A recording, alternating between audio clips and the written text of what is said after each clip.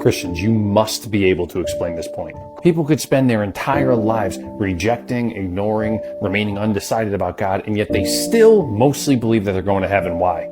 Most people will say, I'm a pretty good guy. I do my best to be a good person. They have no idea what the standard to get into heaven actually is. So they compare themselves to other people, other worse people.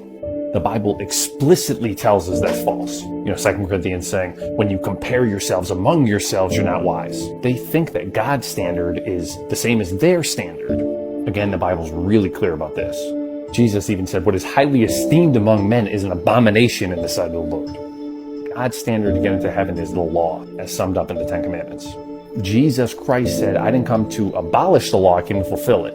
So in other words, if you believe that you can earn your way into heaven by being a good person, it means you have to be as perfect as Jesus Christ, which is known as impossible. People should be throwing their hands up and saying, there's no way anybody could do that. How could that be the standard?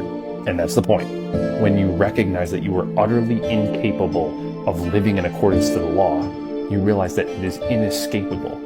Judgment is coming. You are guilty. And that realization is what motivates people to get saved before it's too late. You need to learn to share this with compassion. Why?